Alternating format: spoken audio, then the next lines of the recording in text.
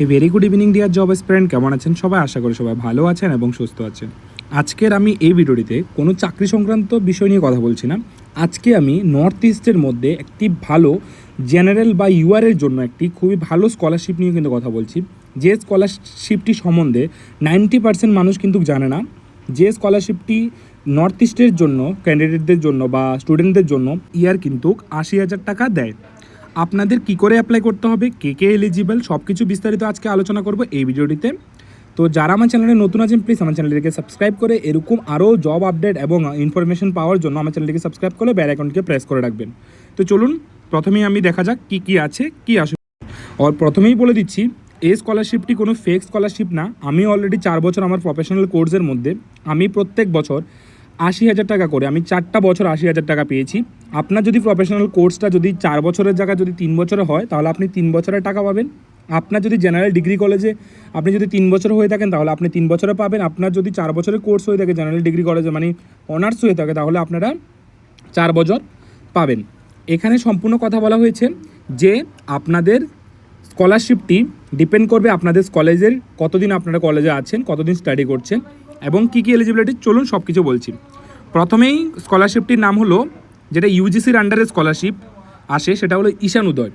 ঈশান উদয় হলো নর্থ ইস্টের জন্য, শুধু নর্থ ইস্টের ক্যান্ডিডেট, যে নর্থ ইস্টের মধ্যে 7 সিস্টার আছে শুধু ওই নর্থ ইস্টের ক্যান্ডিডেটরাই অ্যাপ্লাই করতে পারবে।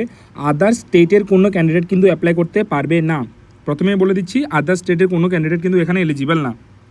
এখানে যদি আপনাদের অ্যাপ্লাই করতে হয় তাহলে আপনারা সম্পূর্ণ দেখে নেবেন কী কী আছে। আপনারা যদি আদার স্টেটে গিয়ে পড়াশোনা করেন, যেমন আপনারা যদি বাইরে কোথাও পড়াশোনা করেন, আপনারা যদি নর্থ ইস্টের হয়ে ক্যান্ডিডেট মানে স্টুডেন্ট হয়ে থাকেন তাহলে আপনারা কিন্তু স্কলারশিপটি পাবেন। প্রথম কথা, আপনাদের এখানে প্রথম হলো যে আপনারা নর্থ ইস্টের মানে নর্থ ইস্টের মধ্যে যে 7 সিস্টার আছে ওখানে রেজিস্ট্রেশন থাকতে হবে, মানে নর্থ ইস্টেরই আপনারা হতে হবে প্রথম। তারপর আপনাদের মানে ইনকাম যে আছে সেটা কিন্তু আপনাদের 4,50,000 টাকার নিচে হতে হবে। ফ্যামিলি অ্যানুয়াল ইনকাম 4,50,000 টাকার নিচে হতে হবে।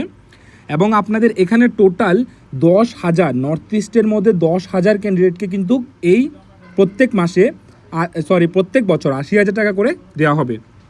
প্রথমেই আপনারা দেখে নেবেন যারা ডিগ্রি কলেজে পড়াশোনা করছেন তারা স্যালারিটা মানে বা স্টাইপেন্ডটা কম পাবেন।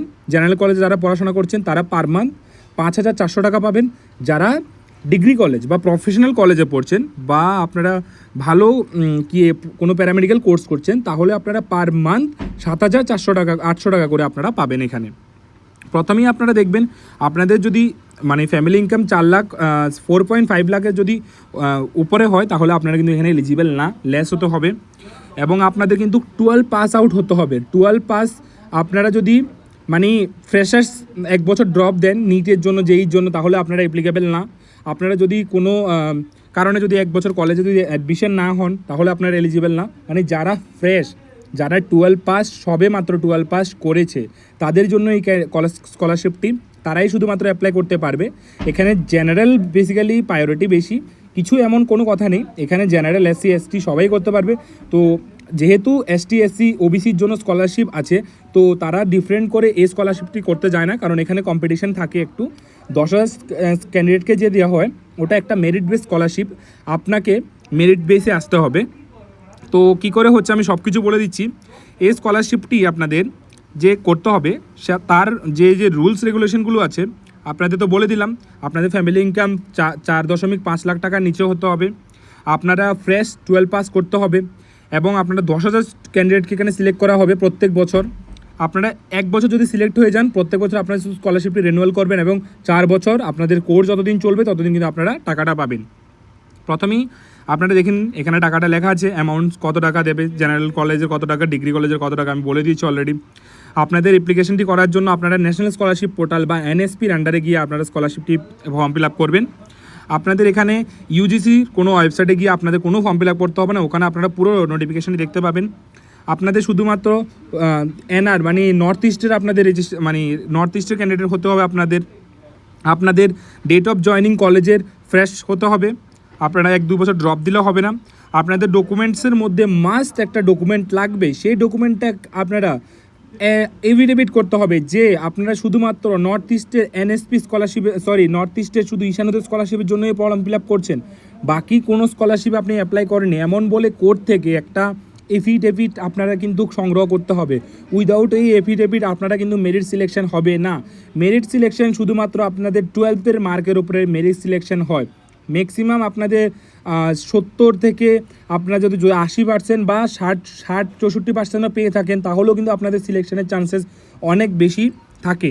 এখানে ডিপেন্ড করা হচ্ছে 90% মানুষের স্কলারশিপ সম্বন্ধে জানা না, যেহেতু কম্পিটিশন অনেক কম হয় ওখানে। এবং দ্বিতীয় কথা হলো এই স্কলারশিপটির মধ্যে ফর্ম ফিল আপ করতে কোনো টাকা লাগে না, ফ্রি অফ কস্ট আপনারা অ্যাপ্লাই করতে পারবেন। আপনাদের শুধুমাত্র ফর্মটি ঢেলে দিলেই আপনাদের সব কিছু প্রসেস কিন্তু নিজেই হয়ে যাবে। যদি আপনারা শর্ট লিস্টেড হন তাহলে আপনাদের মেরিট লিস্ট পাবলিশড ওখানে শো দেখাবে ইয়েস। তারপর কিন্তু আপনারা উইদিন 1 ইয়ারের মধ্যেই কিন্তু আপনারা 80,000 করে টাকা পাবেন প্রত্যেক বছর। হয়তো বা এমনও হতে পারে 4 বছরের টাকা আপনারা 1 বছরে পেয়ে যান, এমনও হয়। যেমন আমার ক্ষেত্রে 2 বছরের টাকা আমি 1 বছরে পেয়ে গেছি। তারপর আপনারা যে অ্যাপ্লিকেশন প্রসেসটি করবেন সেটা আপনার এনএসপির পোর্টালে গিয়ে আমি দেখিয়ে দিচ্ছি। আপনারা এখানে এনএসপি লিখবেন। এনএসপির পোর্টালে গেলে যে প্রথমে রেজিস্টার আসবে সেখানে আপনার রেজিস্ট্রেশনে ক্লিক করবেন। এনএসপি পোর্টালে গিয়ে রেজিস্ট্রেশনে ক্লিক করার পরে আপনারা অ্যাপ্লিকেশনে ক্লিক করবেন। তারপর কিন্তু অ্যাপ্লিকেশনের পরে আপনাদের কিন্তু বাকি সব কিছু কিন্তু ওপেন হবে, স্টেপ বাই স্টেপ আপনারা দিতে হবে। আপনারা পাস আউট, পার্সেন্টেজ, কত মার্ক পেয়েছেন, 12-এর মার্কশিট, এভরিথিং কিন্তু আপনারা ওখানে আপলোড করতে হবে। যা ডকুমেন্ট ওরা চাইছে সব ডকুমেন্ট কিন্তু আপনাদের দিতে হবে। দেওয়ার পরে এখানে আপনার যদি 12-এর মার্ক যদি ভালো থাকে, মানে 10,000 ক্যান্ডিডেটের যারা ফর্ম ফিল আপ করেছে তাদের মধ্যে যদি আপনার হয়ে থাকে, মানে কম তাদের থেকে বেশি কম হয়ে মোটামুটি রেঞ্জে হয়ে থাকে, তাহলে আপনার 100% চান্স আপনি স্কলারশিপটি পেয়ে যাবেন। এবং এই স্কলারশিপটি কোনো ফেক স্কলারশিপ না, 100% স্কলারশিপ প্রুফ স্কলারশিপ। অ্যাকচুয়ালি এটা ইউজিসির আন্ডারে স্কলারশিপ। ইউজিসির আন্ডারে যে সকল স্কলারশিপ বা যে সকল স্কিম হয়ে থাকে সবগুলো ভ্যালিড। সেন্ট্রাল গভর্নমেন্টের যে কোনো স্কিম কিন্তু ভ্যালিড। দ্বিতীয় কথা বলে দিচ্ছি, এখানে নর্থ ইস্টের ক্যান্ডিডেট ছাড়া বাকি কোনো ক্যান্ডিডেট কিন্তু অ্যাপ্লাই করতে পারবে না। আপনি যদি out of state, out of country যদি পড়াশোনা করেন তাও স্কলারশিপের জন্য অ্যাপ্লাই করতে পারবেন, কিন্তু আপনাদের ভ্যালিড আইডি প্রুফ সাবমিট করতে হবে বা কোর্ট থেকে এফিডেভিট করতে হবে। এবং এখন এখানে বলবেন যে ইউআরের জন্য কেন বলেছি, কারণ SC ST OBC already scholarship পায়। ওরা যদি আবার ঈশানোদের জন্য অ্যাপ্লাই করে তাহলে কিন্তু ওরা এসটি এসসি যে স্কলারশিপটি আছে ওটা কিন্তু অ্যাপ্লাই করতে পারবে না। ওই জন্য ওদেরকে এফিডেভিট জমা দিতে হয়।